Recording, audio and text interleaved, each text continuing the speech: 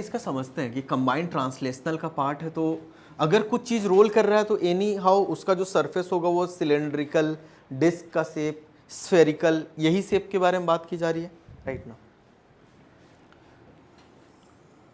जैसे ये था, मान लेते हैं कि ये VCOM से जा रहा है या V नोट से जा रहा है और ये ओमेगा नोट से घूम रहा है।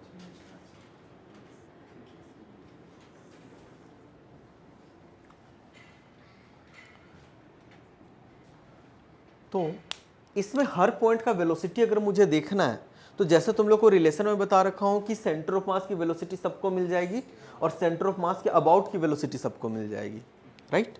मतलब दोनों को ऐड करके देखते हैं, होपफुली ये वाला तुम लोग को करा रखा हूं, मुझे याद आ रहा है। ठीक है, फिर भी एक बार लिख लो, यहाँ पे फ्रेश से करते हैं। V नोट संडे वाले लोगों का नहीं हुआ था। V note, V note, V note,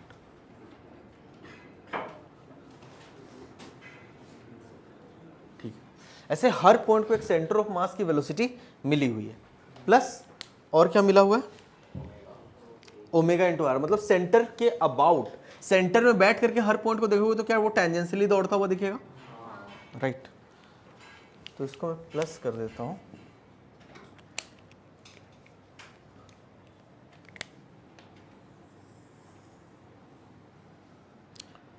ये है of centre of mass, about centre of मास।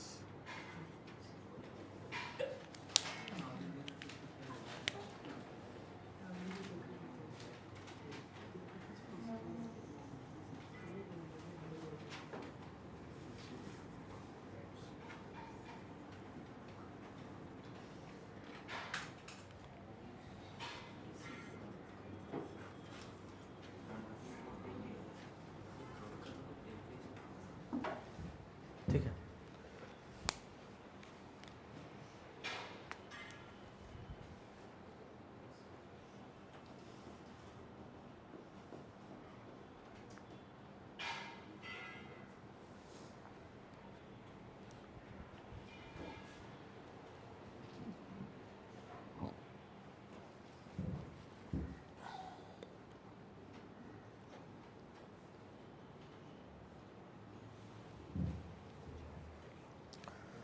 तो दोनों को अगर कंबाइन करके एक के ऊपर दूसरा ओवरलैप कर दें और सबकी वेलोसिटीज जो है ना वो अकॉर्डिंगली वेक्टर वाइज ऐड करते हैं, तो बताओ टॉप मोस्ट पॉइंट की वेलोसिटी कितनी दिख रही है,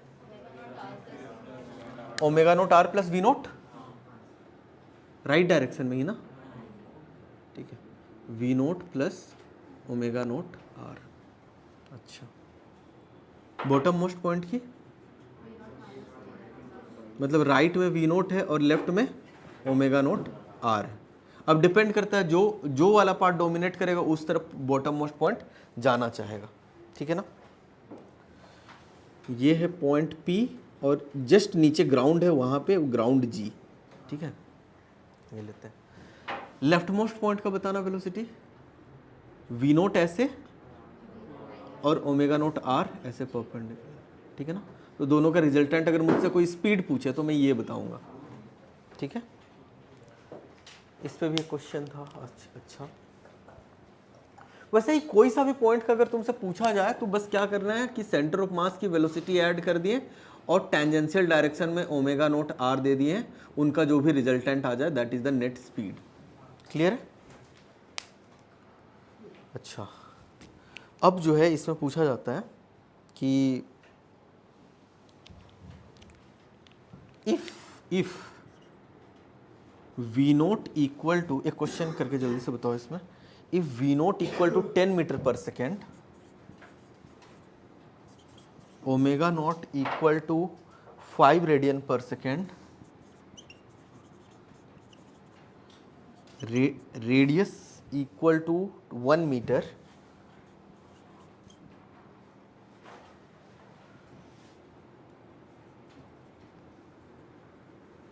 find speed of point A,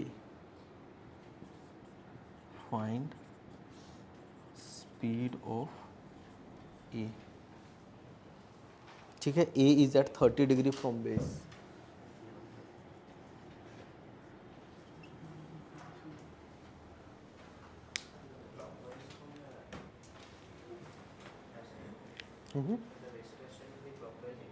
same इसी क्वेश्चन में ये 60 150 डिग्री, सब लोग का डेटा यही है। 10 तो राइट में है, 5 ऐसे इंक्लाइन और 150 डिग्री एंगल है दोनों के बीच का, तो वेक्टर ही सम तो वेक्टर ही सम करना है बेसिकली। दो वेक्टर है, एक 10 इधर है और एक तुम्हारा 5 इधर है, दोनों के बीच के एंगल 150 डिग्री है। वेक्टर समेशन करके नहीं निकाल सकते? निकल जाएगा ना। रूट फर्स्ट का, किसी को समझ में नहीं आ रहा है क्या? क्लियर है सबको? राइट ना, क्योंकि ये कैलकुलेशन इंपॉर्टेंट नहीं है। अगर ये कैलकुलेशन तुम्हारा इंपॉर्टेंस बन रहा है ना, तो कैलकुलेशन इंपॉर्टेंट है नहीं। ठीक, ये तुम लोगों को बस वही वेक्टर के टाइम समझ जाना चाहिए था। ओके, इस ये पहुंचे कहां से, ये पाथ इंपॉर्टेंट है। ठीक, कि क्यों ये 10 जो है VCM ऐड हुआ, ओमेगा आर ऐसे टेंजेंशियल डायरेक्शन में, दोनों के बीच के एंगल ये 30 डिग्री है, तो इधर 30 हो जाएगा तो ये 150 हो जाएगा। ये इंपॉर्टेंट है। ओके, आंसर करोगे speed equal to root first का स्क्वायर सेकेंड का square plus 2 into 5 into 10 cos of 150 degree. ये इंपॉर्टेंट है। ठीक है,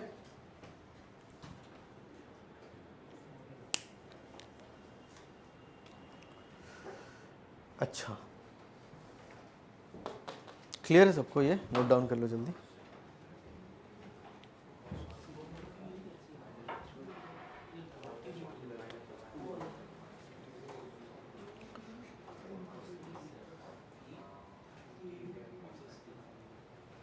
कैलकुलेट करके आंसर मत निकालो, वो इंपॉर्टेंट नहीं है। इतना तक लिख ले, खुश हो जाओ। ठीक है, चलो चलो आगे। प्योर रोलिंग समझना है, वेक्टर नहीं।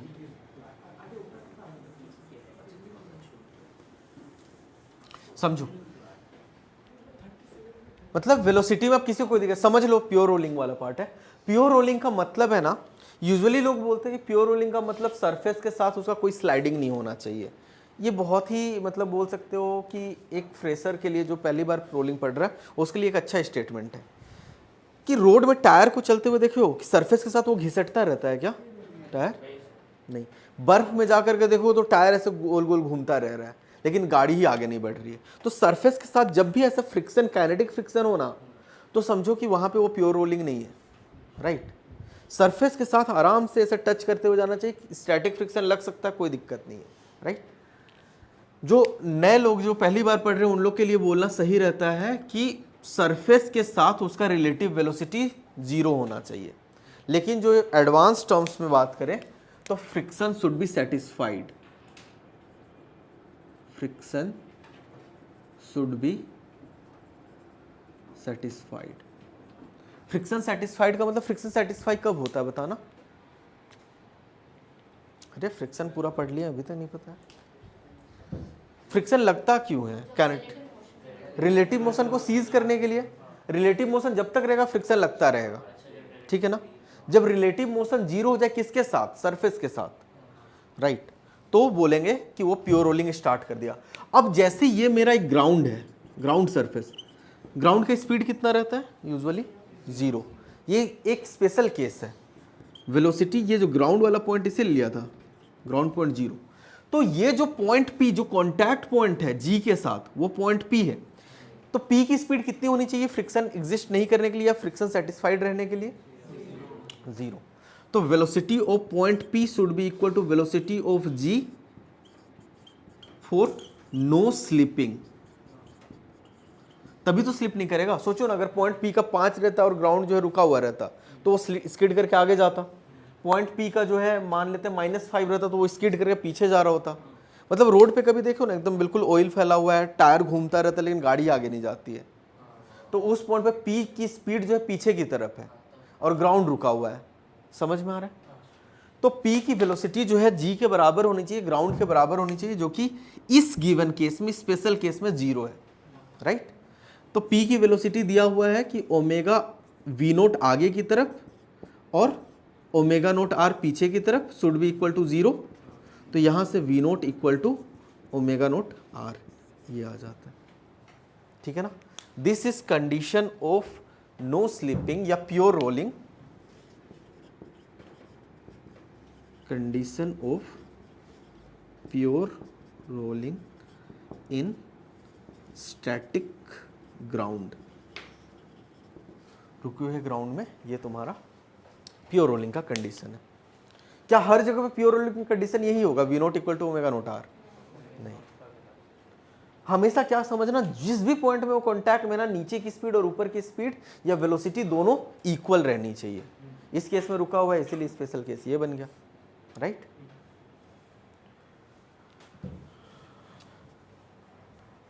तो प्योर रोलिंग का मतलब क्या, इस स्पेशल केस में बोले तो फ्रिक्शन सेटिस्फाई होना चाहिए, मतलब सरफेस के साथ उसका रिलेटिव मोशन सीज हो जाना चाहिए, ठीक है ना। मतलब कोई रिलेटिव मोशन एग्जिस्ट नहीं करेगा। और रिलेटिव मोशन जीरो का क्या मतलब है कि फ्रिक्शन जीरो हो गया, ये मतलब है क्या? नहीं, स्टैटिक फ्रिक्शन लगेगा तो स्टैटिक फ्रिक्शन लगेगा, काइनेटिक नहीं लगेगा, ठीक है ना। तो यहाँ पे साथ में लिख सकते हो, there can exist static friction but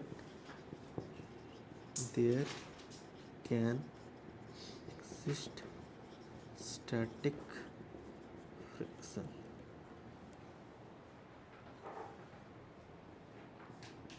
static friction exist कर सकता है बट हाँ, हमेशा जीरो होता है स्टैटिक फ्रिक्शन का वर्क डन, क्योंकि जो point of application of force है उसका कोई मोशन ही नहीं है। फोर्स तो लगा दिया बट उसका कोई डिस्प्लेसमेंट ही नहीं आ रहा, तो जीरो ही होगा। स्टैटिक फ्रिक्शन में कभी भी कोई एनर्जी लॉस नहीं होता है।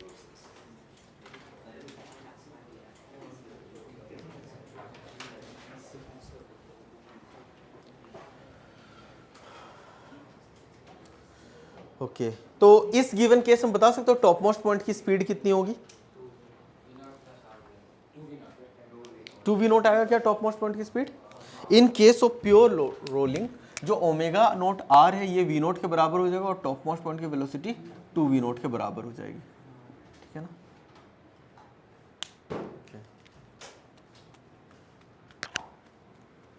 अच्छा, और ये चीज मुझे बताओ, एक्सेलरेशन है क्या कोई टॉप मोस्ट पॉइंट का? सेंट्रीपिटल एक्सेलरेशन सब लोग देख पा रहे हो? कितना मैग्नीट्यूड का? V naught square by R कर दो या फिर ओमेगा स्क्वायर आर कर दो, ठीक। तो तुम लोग को टॉप मोस्ट पॉइंट का, यार यहाँ बहुत ज़्यादा क्लस्टर हो जा रहा है, हाँ अलग से करते हैं, कि प्योर रोलिंग कर रहा है, ठीक है ना। वी नोट से अगर है ओमेगा नोट है तो omega naught equal to V naught by R, pure rolling case. Topmost point P का तुम लोगों ने बोला कि सर स्पीड जो हो जाएगी वो 2v नोट हो जाएगी, ठीक। अच्छा, और उसका तुम लोगों ने एक्सेलरेशन भी खुद से ये चीज़ जज कर लेना चाहिए था कि सर टॉप मोस्ट पॉइंट का एक्सेलरेशन एक होगा जो सेंट्रीपिटल है और 2v नोट स्क्वायर मतलब 4v note square by are के बराबर। तो याद करो कि अगर कोई पॉइंट P है, क्या पॉइंट P का अगर तुम ट्रैजेक्टरी अगर प्लॉट करना चाहो तो पॉइंट P कहीं यहाँ से स्टार्ट होकर के ऐसे जाकर के ऐसे जाना चाह रहा है, राइट। तो तुम लोग को radius of curvature at point P बताना है, याद है रेडियस ऑफ कर्वेचर? तो फॉर्मूला ही तो याद रखना था। नहीं नहीं, वो मैथमेटिकल इक्वेशन नहीं, जो फिजिक्स में इक्वेशन बताया था। नहीं, आर परपेंडिकुलर कुछ नहीं बताता, V perpendicular, V square by acceleration perpendicular is the radius of curvature. भूल गए?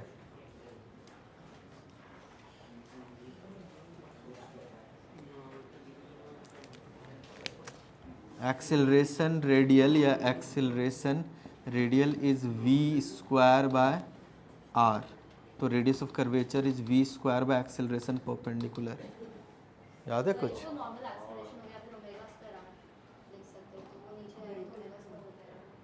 अच्छा, ओमेगा स्क्वायर आर नहीं, ये जो है तुम्हारा, अब इसमें रेडियस तुम कौन सा बोल रहे हो, ये वाला या फिर कर्वेचर? हाँ फिर सही,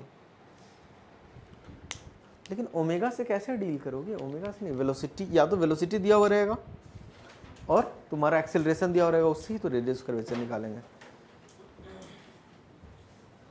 याद है ना सबको ये कि जो नोट्स वोट्स बेच बाच दिए सब लोग।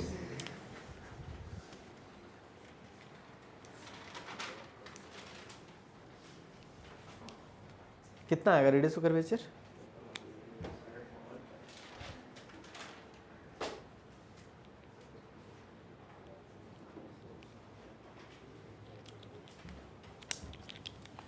Question, find radius of curvature of P।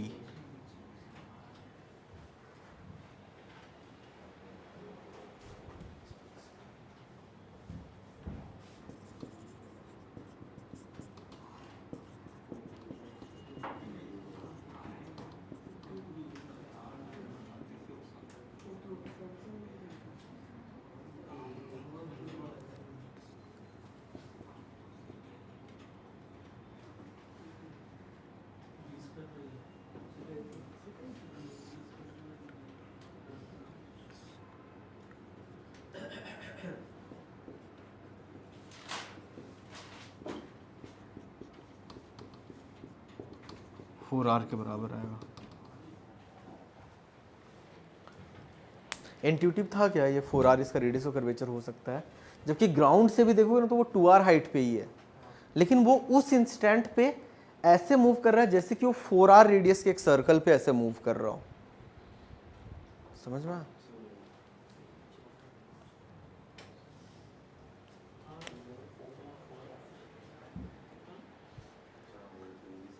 Direct ऐसे अगर क्वेश्चन पूछा तो तुम्हें लगता है कि सर r रेडियस के भी तो सर्कल में ही घूम रहा है, तो इसका रेडियस ऑफ कर्वेचर r होना चाहिए, जो कि नहीं है, 4r है। ठीक,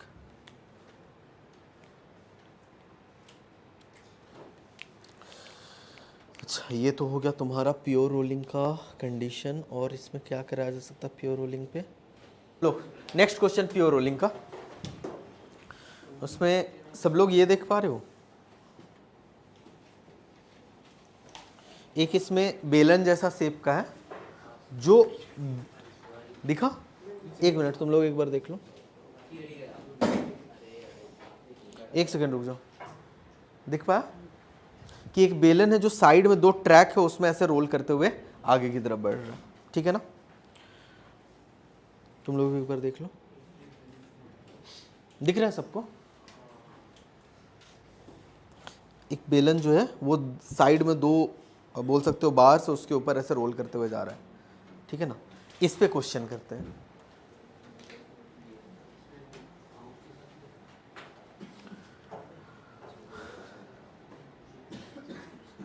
ठीक है, अब ये जो है ना,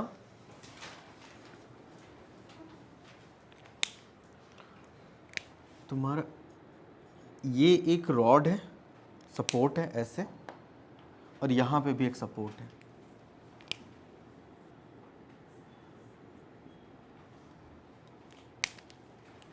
ऐसे।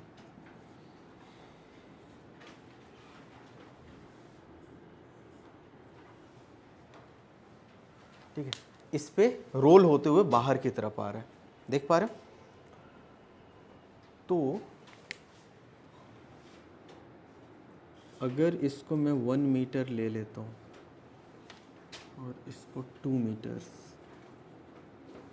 ठीक है ना?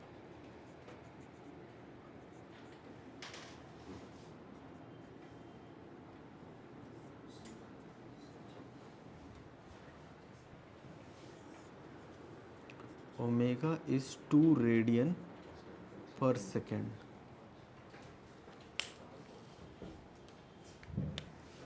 This is point P, this is point Q. Find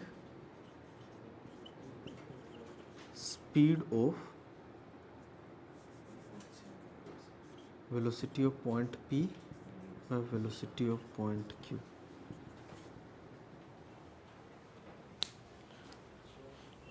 कि क्या ये रोलिंग का क्वेश्चन है? प्योर रोल होते हुए दिख रहा था ये, क्योंकि जो ट्रैक था उसके ऊपर तो प्योर रोल करते हुए आगे की तरफ जा रहा है, राइट? तो ओमेगा अगर 2 रेडियन पर सेकेंड से घूम रहा है तो पॉइंट पी और पॉइंट क्यू का स्पीड का रेशियो बताना है। 3 आएगा।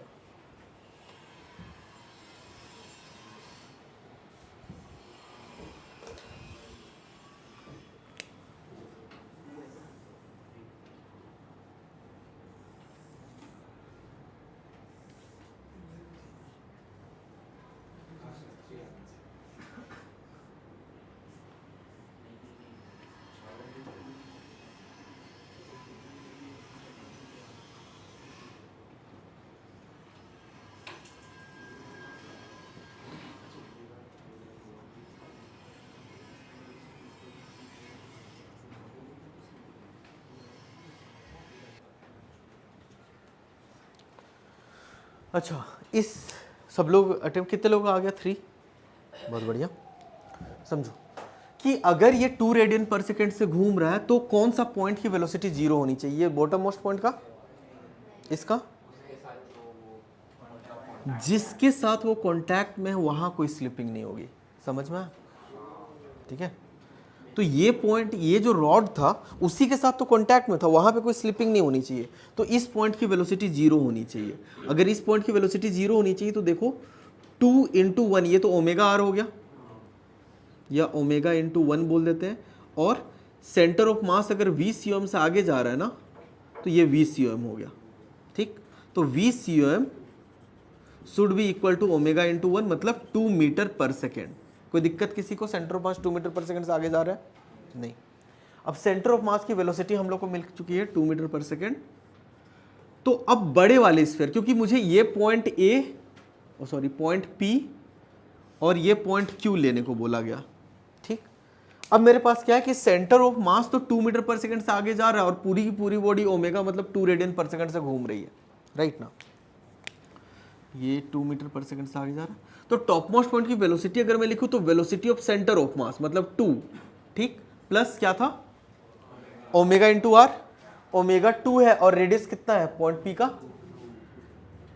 ओमेगा इंटू आर, या फिर 2 प्लस 2 इंटू 2 इक्वल टू कितना मिल गया? ये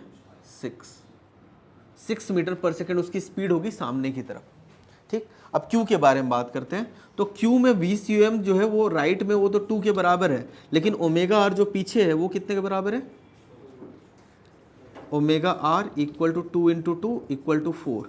तो वेलोसिटी ऑफ पॉइंट Q बात करें तो -4 प्लस 2 इक्वल टू -2 के बराबर आया।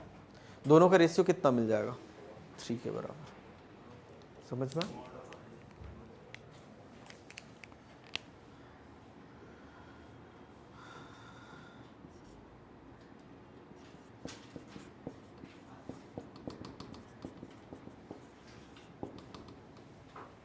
बढ़िया, तो ऐसे समझना है। एक और क्वेश्चन देखते हैं प्योर रोलिंग का।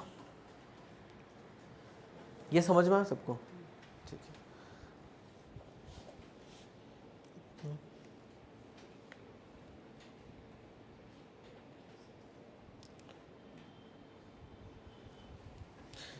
तुम लोग एक बार देखो सब लोग, जो ये ग्रूव है ना, जो मतलब तुम्हारा रॉड्स है, इसके बीच में एक बार बेलन को ऐसे चलाएं तो इजी था, अलग अलग रेडियस दिख रहा था।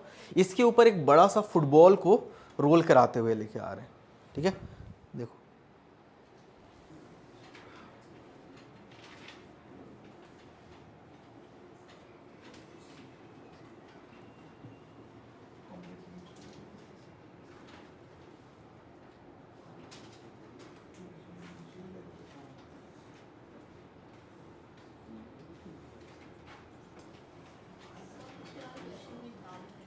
बोलो। सर क्योंकि वो उस एक्सिस के अबाउट रोटेट कर रहा है, तो सर ऐसा नहीं कर सकते कि ओमेगा इंटू आर तो ऊपर वाले का 3 हो जा रहा है, ओमेगा इंटू 3 कर देंगे और नीचे सिर्फ 1 बचा है। इंस्टेंटेनियस एक्सिस ऑफ रोटेशन से तुम बोल रहे हो कि सर इसके अबाउट ओमेगा इंटू 3 कर दिए, वो इंस्टेंटेनियस एक्सिस ऑफ रोटेशन में बताऊंगा एंड में जब रोलिंग खत्म हो जाएगा।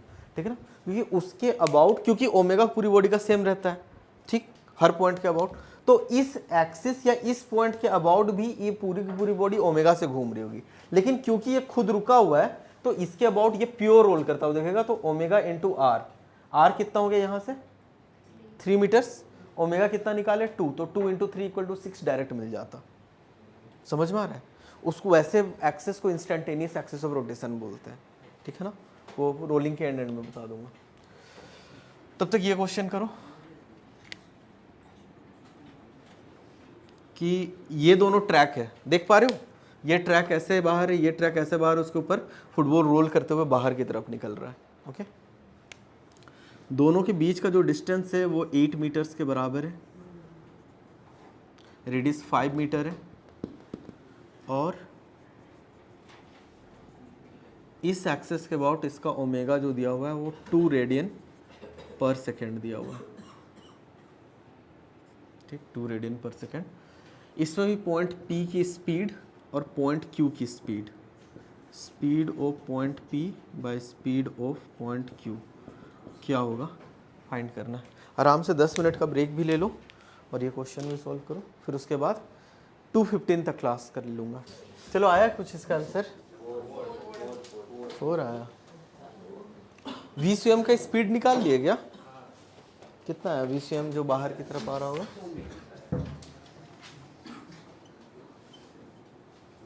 बताना।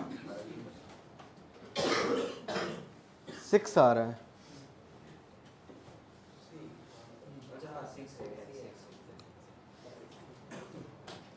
अगर इसको साइड व्यू से देखें तो ये भी तुम्हारा कुछ ऐसा ही स्फीयर जैसा दिख रहा है, लेकिन इसमें कोई यहाँ पे ऐसे ट्रैक है जो कि सेंटर से कितना नीचे है? 3 मीटर नीचे होगा, क्योंकि रेडियस हम लोग को 5 दिया हुआ है, सॉरी रेडियस 5 दिया हुआ है, और इसका जो हाफ तक का लेंथ है ना ये 4 मीटर है। तो हाइट जो है, जो ये वाला चीज़ है उससे ये 3 मीटर। मतलब इनडायरेक्टली देखो ना तो ये जो सर्कल में ऐसे मार्क किया ना साइड में, ये सर्कल इसके ऊपर रोल करते हुए ऐसे बाहर की तरफ जाता हुआ दिख रहा है, ठीक है ना। तो इसका जो सेंटर है वो राइट साइड पे या बाहर के साइड पे 3 2 6 से ही आता हुआ दिखेगा। किसी को दिक्कत है क्या इसमें कि प्योर रोलिंग का कंडीशन डाल के फिर करूं कि omega into 3 should be equal to तुम्हारा VCM, तो VCM जो मिल जाएगा तुम्हें 2 इंटू 3 इक्वल टू 6। कोई दिक्कत है क्या? नहीं। अच्छा, सबको क्लियर है यहाँ से फील से कि साइड वाला जो सर्कल है 3 मीटर का सर्कल है वो इस पे ऐसे रोल करते हुए आगे की तरफ बढ़ रहा है, ओके ना। इसको ना दूसरे तरीके से भी जो वेक्टर का मेथड है उससे भी कर सकते हैं। अगर किसी रोलिंग बॉडी पे या रोटेटिंग बॉडी पे जो ओमेगा से रोटेट कर रहा है उसके रिस्पेक्ट में किसी पॉइंट P की वेलोसिटी लिखनी हो तो कैसे लिखते थे? ओमेगा R और V को लेकर के।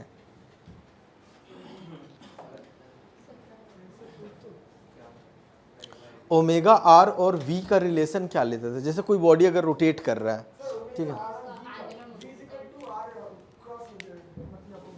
सही बोल रहा हूँ कि जैसे ये तुम्हारा एक ओमेगा से घूम रहा है बॉडी, ठीक, एक पॉइंट P है, पॉइंट P मान लेते हैं यहाँ पे है, जो सेंटर के रिस्पेक्ट में RP है। तो V की वेलोसिटी को अगर तुम्हें वेक्टर फॉर्म में लिखना हो तो कैसे लिखोगे? एक तो समझ में आ रहा है, स्पीड जो है टेंजेंशियल डायरेक्शन में ऐसे रहेगा, मैग्नीट्यूड भी दिख रहा है ओमेगा इंटू R रहने वाला है, ठीक। इसकी वेलोसिटी तो ओमेगा R वो मुझे मिल गया स्पीड, और डायरेक्शन में अलग से इंट्यूशन से बता दिया कि टेंजेंशियल डायरेक्शन में। लेकिन इसको अगर मुझे वेक्टर के फॉर्म में लिखना है कि वेलोसिटी ऑफ पॉइंट P, तो कैसे लिखेंगे? ये बताया हूँ क्या मैं सर्कुलर मोशन में?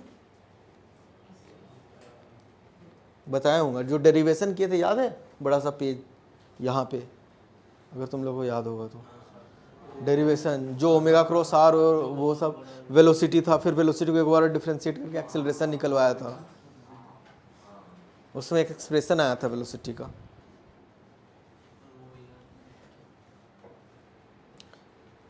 R क्रॉस ओमेगा, ओमेगा यहां से किस डायरेक्शन दिख रहा है? Into the plane, sorry omega cross आएगा। वेलोसिटी ऑफ पॉइंट P अगर इस केस में लिखना है ना तो तुम लोग वहां पे वो डेरिवेशन देखना, उसमें omega cross R of point P, omega का डायरेक्शन किधर? इनटू द प्लेन, तो ओमेगा का डायरेक्शन ये, और पॉइंट P को अगर मुझे पॉइंट करना है तो R वेक्टर इधर, ठीक। तो तुम अगर ओमेगा क्रॉस R करने जाओगे तो ओमेगा क्रॉस R इधर दिख रहा है, ओमेगा इधर R इधर, ये दिखा। तो टेंजेंशियल डायरेक्शन में इसका वेलोसिटी ऑफ पॉइंट P का डायरेक्शन ये मिलेगा। मैग्नीट्यूड वाइज भी देखो क्या आता है, ओमेगा का ओमेगा रह गया, R तो R ही रहेगा क्योंकि दोनों परपेंडिकुलर, और साइन ऑफ 90 डिग्री तुम्हारा 1, तो ओमेगा R मैग्नीट्यूड। क्लियर हुआ डायरेक्शन और रिहाइव? तो ये एक्चुअली वहाँ पे भी लिखा था लेकिन यूज़ नहीं किया था तो भूल गए, यहाँ पे यूज़ करना पड़ेगा। समझ में आ रहा है ये चीज़?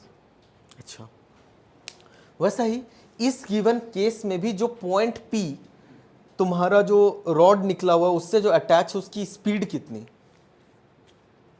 प्योर रोल कर रहा है ना ये पूरा का पूरा बॉडी, तो जो पॉइंट इस रॉड से अटैच्ड है उसकी स्पीड कितनी, जीरो, क्योंकि तभी तो प्योर रोल करेगा, जिसके साथ भी वो कांटेक्ट में उस पॉइंट की जीरो होनी चाहिए स्पीड, ठीक।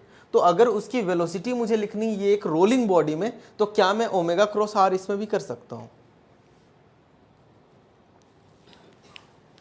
पहली बात तो ये समझ में आया क्या यार, पढ़ते सेल्फ स्टडी करके नहीं आते हो, फिर ये सर्कुलर रिवाइज कराने लग रहा हूं मैं। क्लियर है ये चीज, ठीक। मतलब ओमेगा जिस तरफ है मल्टी क्रॉस मुझे आर करने का। इस केस में बताओ, अगर ये तुम्हारा क्लॉकवाइज ऐसे रोटेट करते हुए जा रहा है, ओमेगा का डायरेक्शन किधर, इनटू द प्लेन, ठीक है ना, मतलब इनटू द प्लेन नहीं, ऐसे इस डायरेक्शन में, ठीक है। मतलब my omega is in this direction. Negative omega ले लेते हैं कि माइनस ओमेगा इस तरफ है, इस तरीके से समझो। अच्छा, और आर वेक्टर तुम्हारा पॉइंट कर रहा है इधर, या फिर आर वेक्टर ये वाला भी ले सकते हैं हम लोग, ठीक। तो इस पॉइंट का अगर मैं ओमेगा क्रॉस आर करूं तो किस डायरेक्शन में मिलेगा velocity, omega cross R into the plane. मतलब इस पॉइंट पे समझो, जो omega cross R wise magnitude है ना, मैग्नीट्यूड वाइज देखोगे तो ओमेगा हो गया तुम्हारा 2, आर हो गया 5, और sine of angle between them कितना हो जाएगा ये एंगल 37, साइन 37 3/5, तो 3/5 किए तो 5 कट करके 6 मिला, मतलब 6 अंदर की तरफ। तो और इसकी नेट वेलोसिटी 0 है, तो सेंटर ऑफ मास की वेलोसिटी 6 इधर होनी चाहिए, उससे क्या आ जाएगा 6 मीटर पर सेकेंड। तो हमेशा मैं क्या बोलूंगा ना कि बहुत बड़ा डायनेमिक्स वाला केस है जहां पे तुम्हें विजुलाइज, इस केस में तो इंट्यूशन से तुम बता दे रहे हो कि सर ये 0 होगा, ये सर्कल होगा, यहां से रोल होता हुआ दिख रहा है, इसीलिए तुम लोगों ने डायरेक्ट इंट्यूशन से सॉल्व किया है आधा तो, राइट।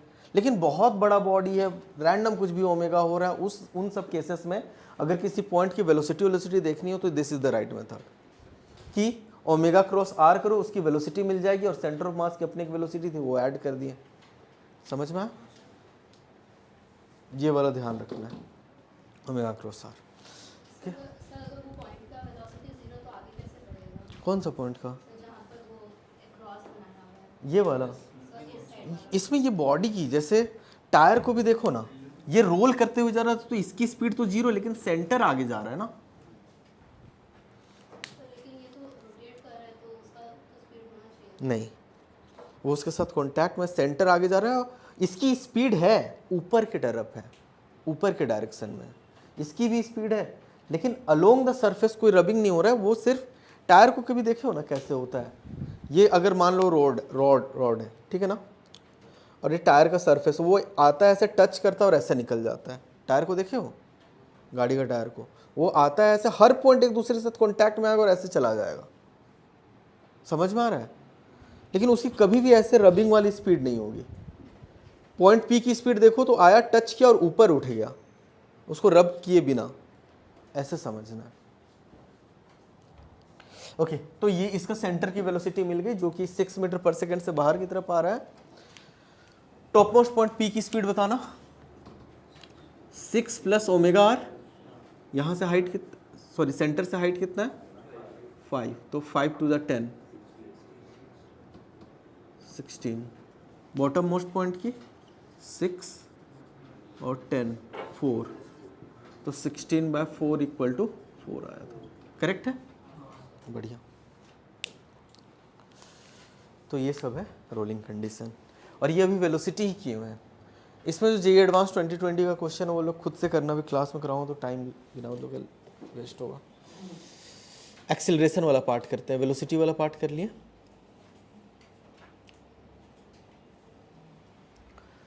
तो ग्राउंड में अगर कोई बॉडी प्योर रोल करता हुआ जा रहा है, ठीक है, तो कौन से पॉइंट की वेलोसिटी 0 होती है?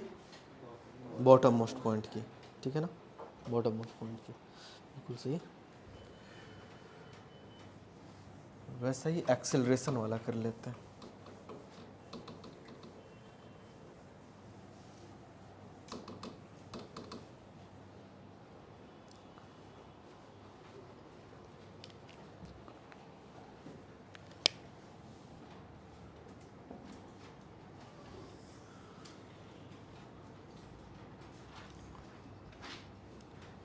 ए C M V naught accelerate भी कर रहा है, ये भी कर रहा है, अल्फा भी है, ओमेगा नोट भी है। ठीक, तो जैसे हम लोग एक रिलेशन देखे थे प्योर रोलिंग का, V omega into R equal to V naught, क्या alpha into R equal to A naught भी होना चाहिए? डिफ्रेंशिएट करके तो देखे थे ना ये, alpha into R equal to A naught. Disc mass and radius, bottommost point का एक्सेलरेशन क्या होगा इस रिलेशन से?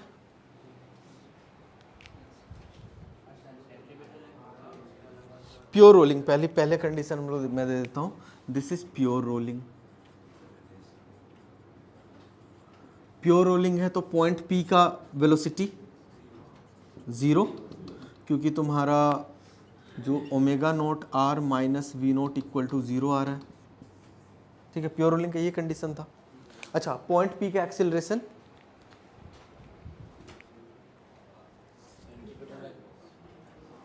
पॉइंट पी का एक्सेलरेशन 0 होगा क्या? नहीं, कि but alpha R equal to A naught तो है।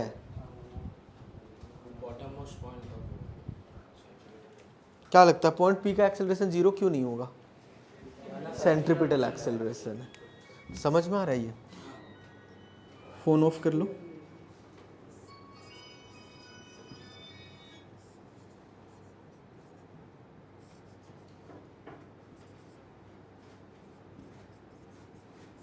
ये 3 एक्सेलरेशन है पॉइंट पी पे, जिसमें अल्फा और ए नोट तो तुम्हारा बैलेंस कर ले रहा है एक दूसरे को, बट ओमेगा नोट आर आ जा रहा है, इसीलिए जो बॉटम मोस्ट पॉइंट है ना वो एक्सेलरेटेड पॉइंट है। जैसे तनुश्री पूछ रही थी कि सर बॉटम मोस्ट पॉइंट अगर रेस्ट पे है तो वो मूव करेगा कैसे? इस एक्सेलरेशन के कारण। ठीक है ना, ये एक्सेलरेशन, यही है वो एक्सेलरेशन जो इसको ऊपर उठाएगा। ठीक है, ये समझना। अच्छा, तो क्या इस पूरे डिस्क में कोई एक ऐसा पॉइंट है जिसका एक्सेलरेशन 0 हो, या कोई एक ऐसा पॉइंट है जो पक्का? सेंटर तो ए नोट ए सी एम से आगे की तरफ जा ही रहा है, ए नोट से।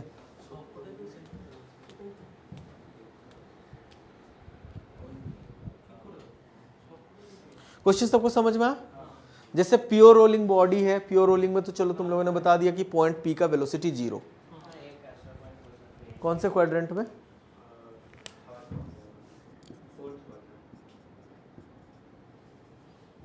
कौन से क्वाड्रेंट में एग्जिस्ट कर सकता है? फोर्थ। बाकी लोग भी सोचो, सही बोल रहे हो। वो पॉइंट का डिस्टेंस फाइंड करो, एंगल फाइंड करो। बाकी लोग भी सोचो कि कोई ऐसा पॉइंट आ सकता है क्या जिसका एक्सेलरेशन 0 हो इन आर्सेल फ्रेम टाइप्स।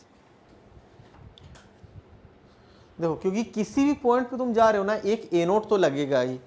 ठीक, ए नोट लगेगा ही, अल्फा इंटू जो भी रेडियस, अगर छोटा मोटा रेडियस है तो वो अल्फा इंटू आर भी लगने वाला है। उसके अलावा और क्या मिलेगा उस पॉइंट पी पे? Centripetal acceleration. ठीक, तो अगर यहां पे आते हैं, मान लो एक पॉइंट पी है, एक ए नोट तो ऐसे दिख रहा है, अल्फा आर टेंजेंशियल डायरेक्शन में क्लॉकवाइज घूम रहा है ना, तो अल्फा आर टेंजेंशियल डायरेक्शन में, और क्या सेंट्रीपिटल के डायरेक्शन में ये ओमेगा स्क्वायर आर। क्या ये तीनों वेक्टर मिल करके 0 दे सकता है? नहीं, कोई ना कोई एक्सेलरेशन को देना पड़ेगा। इस क्वाड्रेंट में आ जाते हैं, शायद इस क्वाड्रेंट में मिल जाए। एक हो गया ए नोट, एक हो गया अल्फा आर, और एक हो गया ओमेगा स्क्वायर आर। 0 मिल सकता है क्या? नहीं, 0 तो नहीं मिलेगा। फोर्थ पे देखते हैं, ए नोट ऐसे, अल्फा आर ऐसे, और ओमेगा स्क्वायर आर ऐसे। मिल सकता है क्या फोर्थ क्वाड्रेंट में कोई point P? Yes, there is chance कि फोर्थ क्वाड्रेंट में ऐसा कोई पॉइंट पी मिले।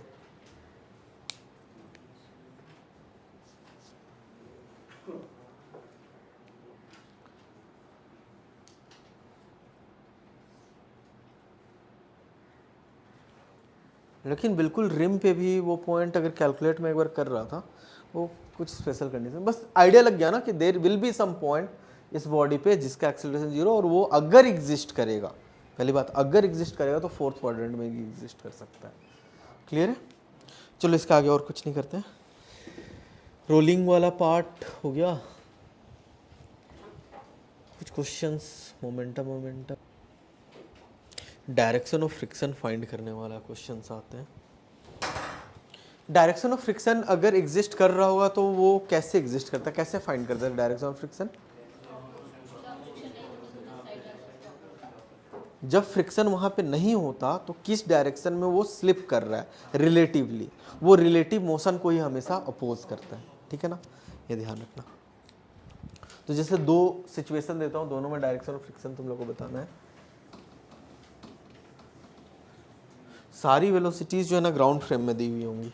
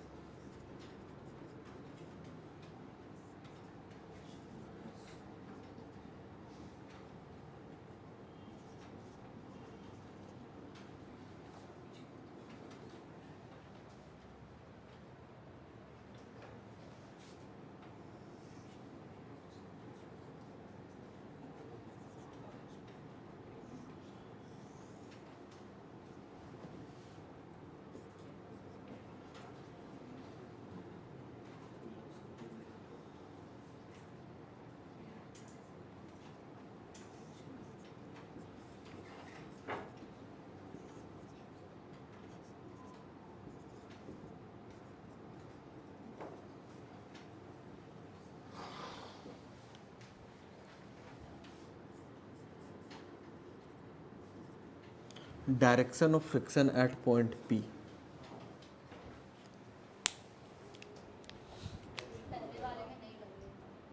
पहले वाले में नहीं लगेगा। कितने लोग पहले वाले में नहीं लगेगा बोल रहे हैं डायरेक्शन ऑफ फ्रिक्शन, या फ्रिक्शन ही नहीं लगेगा? 2 लोग। कितने लोग बोल रहे हैं कि सर डायरेक्शन ऑफ फ्रिक्शन जो है लेफ्ट साइड पे लगेगा? ओके। और कितने लोग बोल रहे हैं सर राइट साइड पे लगेगा? और नो ओपिनियन वाले? एटलीस्ट ऑनेस्टली बताना है, थोड़ा टाइम लो, समझो। क्या देखना है कि सरफेस की स्पीड, ग्राउंड की कोई स्पीड है क्या? नहीं, ग्राउंड की स्पीड 0। उसके रिस्पेक्ट में पॉइंट पी अगर आगे की तरफ जाना चाह रहा है ना तो फ्रिक्शन पीछे की तरफ लगेगा, और पॉइंट पी अगर पीछे की तरफ जाना चाह रहा है तो फ्रिक्शन आगे की तरफ लगेगा। निकाल लो।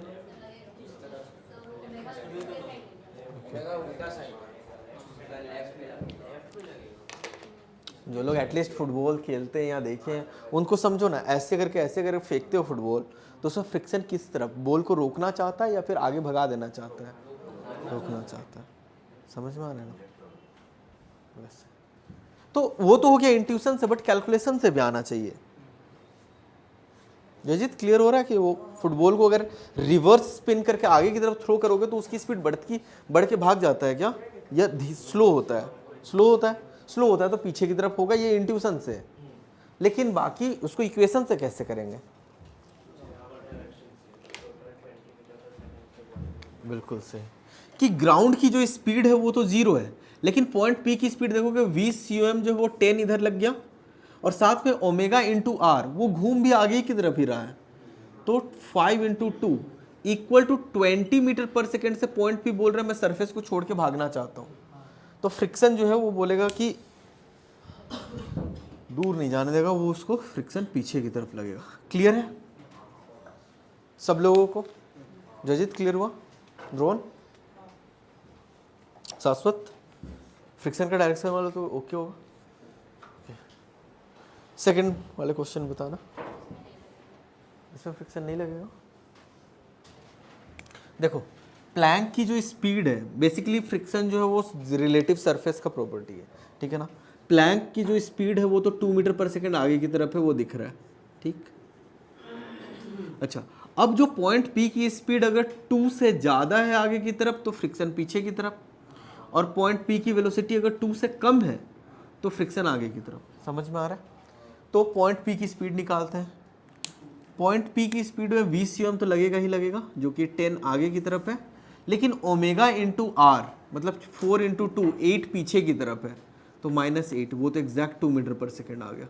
एग्जैक्ट 2 मीटर पर सेकेंड आया, मतलब ग्राउंड का नीचे का प्लैंक भी उतनी से जा रहा है, और पॉइंट पी भी बोल रहा है कि मेरी भी स्पीड 2 ही के बराबर है, तो there will be no friction.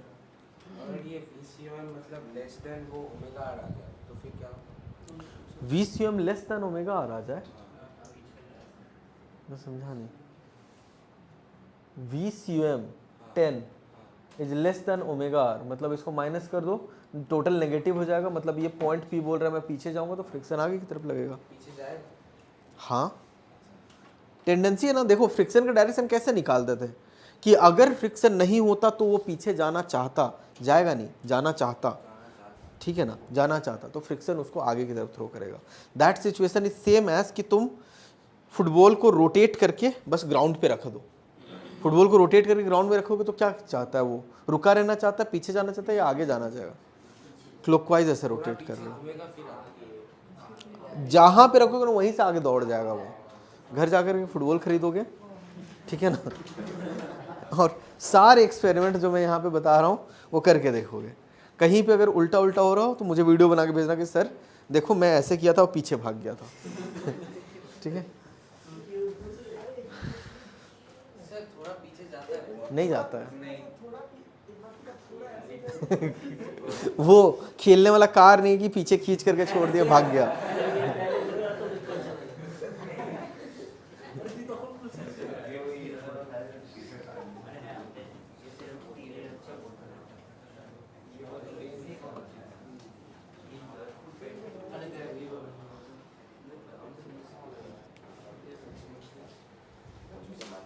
Okay चलो आगे देखते हैं इसमें। ये लास्ट क्वेश्चन है, लास्ट क्या, हाँ ऑलमोस्ट लास्ट क्वेश्चन, लेकिन बहुत बड़ा क्वेश्चन है, काफ़ी कुछ सीखने को, ठीक है ना। 2 अलग अलग मेथड से करेंगे, जो एक स्टैंडर्ड मेथड है उससे, और एक जो है तुम्हारा पॉइंट ऑफ रेफरेंस चेंज करके उससे। जैसे टेनिस बॉल, फुटबॉल जो है, फुटबॉल को हाथ से तो थ्रो नहीं किए होगे, फुटबॉल को ही लेते हैं। फुटबॉल को तुमने क्या किया ना, ग्राउंड में फ्रिक्शन था गुड एनफ, ठीक है, गुड एनफ फ्रिक्शन था, सिर्फ फुटबॉल को तुमने वेलोसिटी दे करके छोड़ा, रोल नहीं किए हो, सिर्फ वेलोसिटी दे करके छोड़ दियो, या फिर सिर्फ किक कर दियो, तो क्या किक करते टाइम तो वो ट्रांसलेशनली ही जाता है, फिर एक टाइम के बाद बहुत लॉन्ग टर्म के टाइम देखोगे क्या वो ट्रांसलेशनली मूव करता रहता है, क्लॉकवाइज रोल करते हुए आगे की तरफ जाता है। देखियो सब लोग, हाँ थ्रू बॉल में भी होगा वो, ठीक, कि फुटबॉल यहाँ रखे हो, किक किए हो, सब लोग समझो, किक किए, स्टार्टिंग में देखोगे ना सिर्फ उसके पास ट्रांसलेशनल था, लेकिन ग्राउंड से फ्रिक्शन के कारण वो क्लॉकवाइज होते होते प्योर रोल करते हुए आगे की तरफ लॉन्ग टर्म में जाता हुआ दिखेगा, क्योंकि फ्रिक्शन का टेंडेंसी यही था कि सरफेस को जिस पॉइंट में कॉन्टैक्ट उसको रोक के रखना, और तभी पॉसिबल है जब वो प्योर रोल करते हुए जाएगा, ठीक है। तो वही क्वेश्चन करते हैं।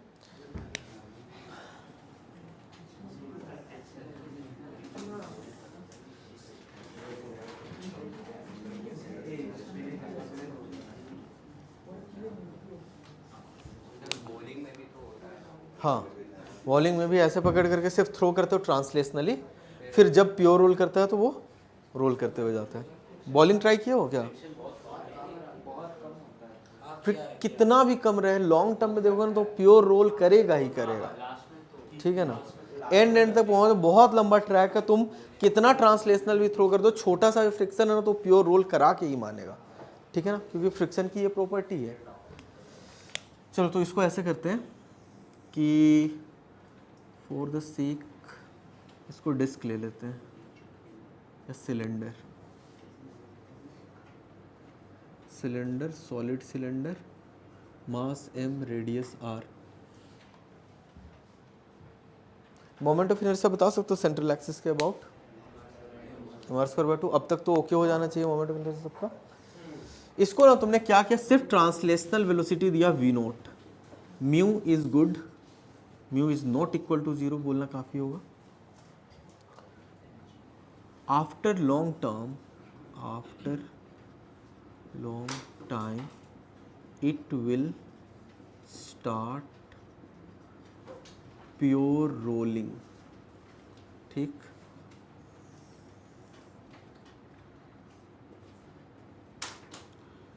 प्योर रोल कर रहा है तो मुझे दिख रहा है ये v डैश के साथ जा रहा होगा और omega equal to v dash by r। तुम्हें फाइंड करना है कि फाइंड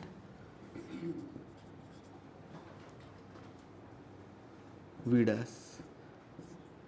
जब वो प्योर रोलिंग करना स्टार्ट किया तो उसकी वेलोसिटी क्या लगता है, वेलोसिटी v डैश v0 से कम होगा या ज़्यादा होगा? कम होगा, क्योंकि जो एनर्जी, पहली बात तो जब स्टार्टिंग में स्किड कर रहा था तो फ्रिक्शन में हीट लॉस हुआ कि नहीं? हीट लॉस हुआ है, काइनेटिक एनर्जी कम होगा। जो हाफ mv0² है ना वो काइनेटिक एनर्जी कम होगा और यहाँ के टोटल काइनेटिक एनर्जी से भी कम रहेगा, ठीक है ना, ये बात समझना है। तो हर मेथड से करेंगे इसको, एक फ्रिक्शन वाले मेथड से, वर्क डन वाले मेथड से और एंगुलर मोमेंटम वाले मेथड से भी, ठीक। तो आज का ये लास्ट क्वेश्चन है लेकिन सबसे ज़्यादा सीखोगी इस क्वेश्चन में, अटेम्प्ट करो। इसको ऐसे तो कर ही सकते हो कि सर यहाँ पे अगर म्यू नॉट इक्वल टू 0 है तो kinetic friction mu times normal जितना लग रहा है उसके कारण वेलोसिटी कम हो रहा है, लेकिन उतना ही टाइम में वो जो फ्रिक्शन था वो अल्फा देगा तो अल्फा के कारण ओमेगा इंक्रीज करेगा। ये मेथड सबको समझ में आ रहा है कि फ्रिक्शन आएगा तो फ्रिक्शन जो है वेलोसिटी कम करेगा लेकिन ये फ्रिक्शन ओमेगा बढ़ाएगा। तो जितने टाइम में इसकी वेलोसिटी घट करके v डैश हुई है उतने ही टाइम में इसका ओमेगा 0 से बढ़ करके v डैश बाय r हो गया है। तो टाइम को रिलेट कर देना तुम्हें v डैश मिल जाएगा। करो उस मेथड से। After long time it will start pure rolling, ठीक है ना। वो वहाँ पे लिखने की ज़रूरत नहीं, वो खुद से समझ में आना चाहिए कि फ्रिक्शन अगर है तो उसका एक ही पर्पस है लाइफ में कि इसको प्योर रोल कराना है।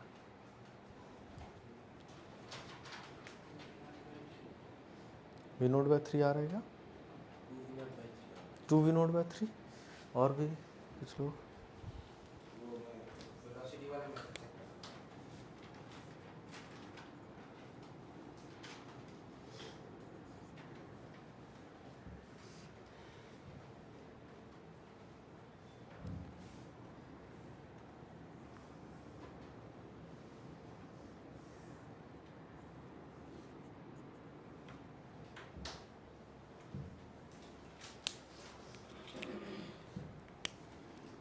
तो ये मेथड से करें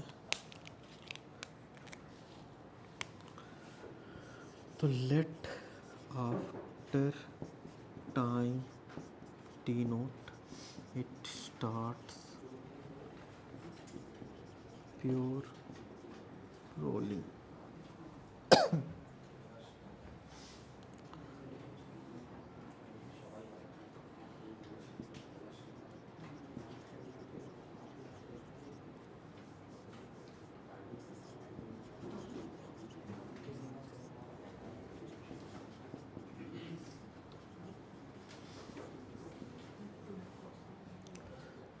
लीनियर की बात की जाए तो u equal to v0, acceleration equal to minus mu g और v equal to v dash, ठीक।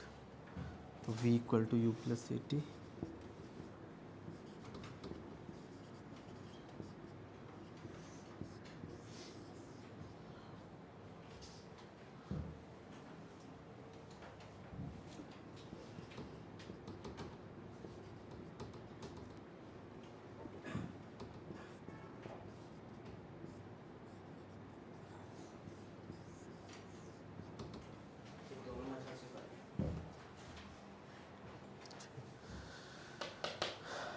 ये टी नोट आया क्या लीनियर से, ठीक है। अब रोटेशन में इतना ही टी नोट टाइम में जो है ना ओमेगा 0 से बढ़ करके तुम्हारा v डैश बाय r पहुंच जाना चाहिए, ठीक है। तो initial velocity omega initial equal to 0 omega final should be equal to V dash by R, alpha equal to torque equal to I alpha mu M G R, I is M R square by 2 times alpha. तो अल्फा की value आ जाएगी तुम्हारा 2 mu G by R, वो भी positive, T equal to T naught. तो v equal to U plus A T.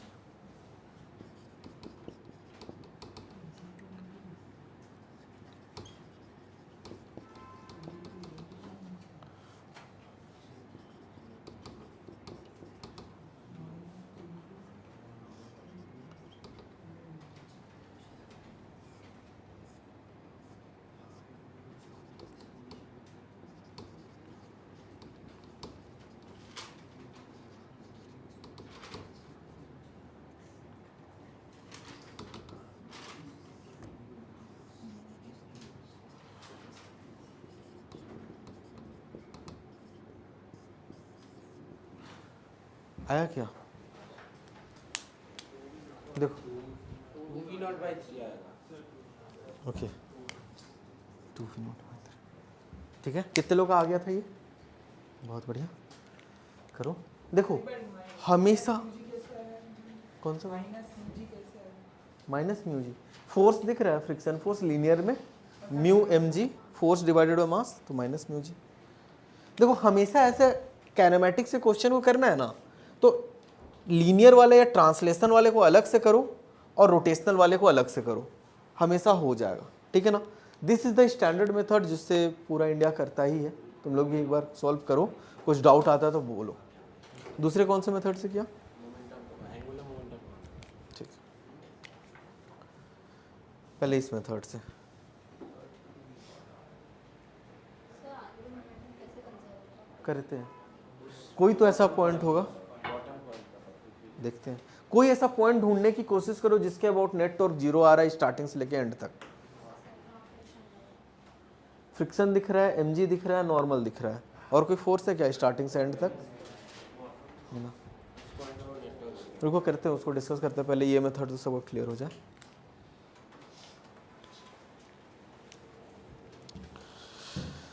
Okay, clear है ये मेथड? सर ये एंगुलर मोमेंटम होने पर हर क्वेश्चन में आंसर नहीं आएगा। आएगा क्वेश्चन में, लेकिन ऐसा पॉइंट ढूंढना पड़ेगा तुम्हें, ठीक है ना, नहीं तो इम्पल्स से करना होगा।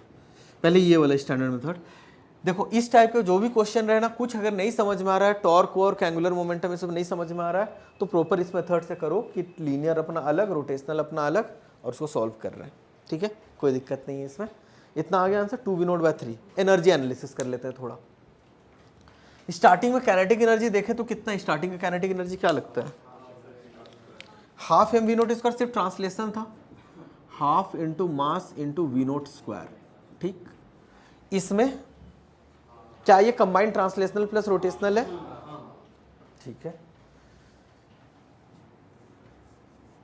इसका अगर काइनेटिक एनर्जी निकालो ना, तो half into M into V C M, मतलब 4 V naught square by 9 plus half into I omega square ना, हाफ, ये हो गया of centre of mass, about centre of mass, मतलब M R square by 2, half I omega square मतलब V square by R, 4 V naught square by 9 R square. यही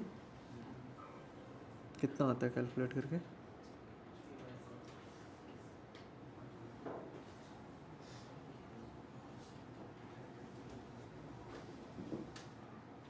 three M V naught square by 9, यही है। Kinetic energy बढ़ा कि घटा?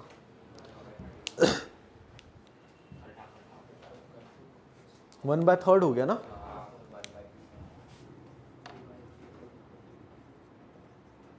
Calculation mistake अगर कहीं दिखे तो बताना प्लीज।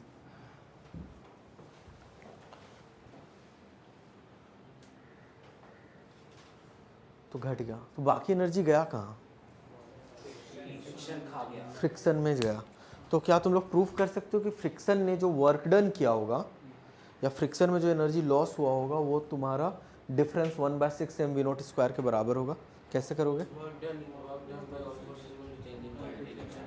नहीं वैसे नहीं, वर्क डन फोर्स दिख रहा है म्यू एम जी, डिस्प्लेसमेंट दिख रहा है कितने दूर पे जाकर के वो आया होगा, तो क्या फोर्स इनटू डिस्प्लेसमेंट करके मिल जाएगा? नहीं मिलेगा, ट्राई करके देखना, ठीक है ना, क्योंकि फंडामेंटल जो स्टेटमेंट है उसमें डिफरेंस है। तो लोग एक बार ट्राई करना ना, नेक्स्ट क्लास में डिस्कस करेंगे, क्योंकि इतना क्रिटिकल लेवल पे एनालिसिस जरूरी है जेईई एडवांस के लिए, ठीक है। डिफरेंस निकालना, फ्रिक्शन डिस्प्लेसमेंट मल्टीप्लाई करना, वो आंसर नहीं आएगा, ओके। नहीं, फ्रिक्शन का वैल्यू तो वही रहेगा, जब तक स्किडिंग हो रहा है तब तक काइनेटिक फ्रिक्शन वही रहता है, ठीक है। स्टैटिक फ्रिक्शन उसके आगे लग रहा होगा, शायद उसके आगे स्टैटिक फ्रिक्शन लग रहा होगा, लेकिन स्टैटिक फ्रिक्शन में कोई वर्क डन होता है नहीं, कोई एनर्जी लॉस होता नहीं है, ओके। तो यहाँ से यहाँ तक का करोगे डिस्प्लेसमेंट, डिस्प्लेसमेंट के साथ फ्रिक्शन मल्टीप्लाई करोगे, आंसर डिफरेंस जितना नहीं आएगा, ठीक। कहाँ पे और उसमें क्या गड़बड़ी है ये तुम लोग को फाइंड करना है, नहीं फाइंड कर पाओगे तो नेक्स्ट क्लास में डिस्कस करके बता दूंगा, ठीक है। अभी के लिए चलो अब इसका अल्टरनेट मेथड देखते हैं कि सर इतना इतना काम करने का मुझे मन नहीं है, तो मैं अब क्या करूँगा कि एंगुलर मोमेंटम का सहारा लूँगा। एंगुलर मोमेंटम कंजर्व हम लोग कब कर सकते हैं किसी भी पॉइंट के अबाउट? जब उस पॉइंट पी के अबाउट नेट टॉर्क जीरो। पहले तो देखो फोर्सेस क्या लग रहे हैं इसमें। एक फोर्स mg दिख रहा है क्या सेंटर से बिल्कुल नीचे? mg, अच्छा। यहाँ से ऊपर एक नॉर्मल भी दिख रहा होगा ग्राउंड से जो बिल्कुल लग रहा है, ठीक। और फ्रिक्शन यहाँ पे इस पॉइंट पे पीछे, क्या यहाँ पे भी जब ऑब्जेक्ट रहेगा फ्रिक्शन इधर ही रहेगा? mg इसी लाइन पे, नॉर्मल इधर, और नॉर्मल की मैग्नीट्यूड mg के बराबर।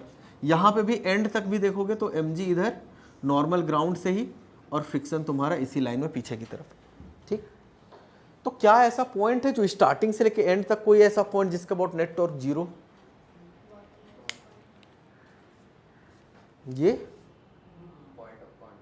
ये सेंटर के अबाउट देख के बताओ क्या नेट टॉर्क जीरो आ रहा है?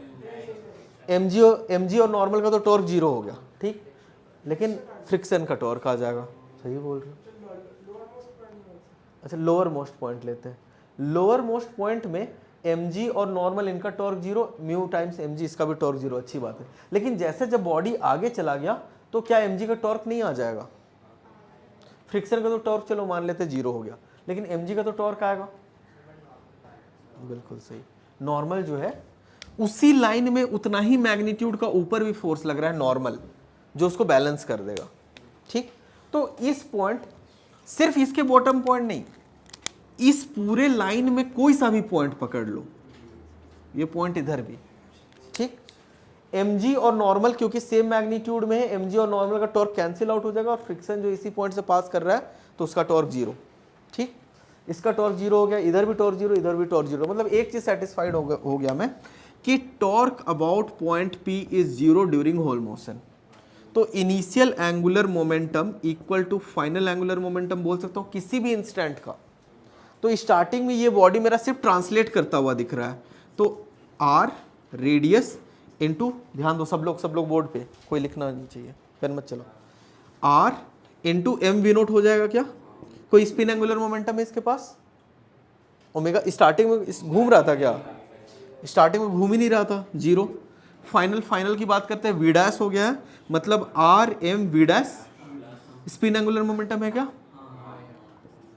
M R square by 2 into V dash I omega बोलते हैं ना, आई इंटू ओमेगा, ओमेगा क्या बोलेंगे? V dash by R. देखते हैं, ये हो गया M V naught R, M से एम कैंसिल, आर से आर कैंसिल, तो यहाँ दिख गया ये V naught equal to V dash plus V dash by 2, तो we naught equal to 3 V dash by 2, या फिर V dash equal to 2 V naught by 3। यही था क्या आंसर? बताओ, एक लाइन में सॉल्व हो गया just by changing your frame of reference, या फिर अलग अप्रोच जो है सो एक ही लाइन यहाँ से यहाँ तक खत्म। समझ में? तो इतना कैलकुलेशन करना है, तुम्हारा चॉइस। अगर ये क्लिक नहीं कर रहा है तो उससे करो, वो हमेशा देगा आंसर, लेकिन ये जो है तुम्हें एक लाइन में सॉल्व करा देगा, ठीक है। तो पॉइंट ऑफ कॉन्टैक्ट में देख ही नहीं रहा हूँ मैं, इधर ले लिया हूँ, साइड पे, क्योंकि मुझे कोई, देखो ध्यान रखो, पॉइंट ऑफ कांटेक्ट मतलब बॉडी के ऊपर वाला पॉइंट नहीं, जो उसके पीछे स्पेस में पॉइंट है ना, जस्ट इसके पीछे भी तो स्पेस में एक पॉइंट पी पड़ा हुआ होगा, जो रुका हुआ पॉइंट है। बॉडी के ऊपर लगो तो एक्सिलरेटेड है, फिर सूडो उडो लगाना पड़ जाएगा, ठीक है ना। तो बॉडी के ऊपर नहीं, जस्ट उस पॉइंट पी के पीछे एयर में जो पॉइंट पी रुका हुआ है एनी टाइम, उसके अबाउट देखा जा रहा है। वो फ्रिक्शन तो वेरिएबल है क्योंकि डिस्प्लेसमेंट के साथ वो कम होता जा रहा है। तो क्यों कम होगा? कैनेटिक लग रहा है ना, देखो जब तक प्योर रोल स्टार्ट नहीं किया है तब तक स्किडिंग हो रहा है, और स्किडिंग फ्रिक्शन मतलब कैनेटिक फ्रिक्शन, और कैनेटिक फ्रिक्शन वेरी नहीं करता है, कांस्टेंट ही रहता है। नोट डाउन कर लो। चलो दैट्स इट, ये हो गया। एक होमवर्क में दे देता हूँ क्वेश्चन।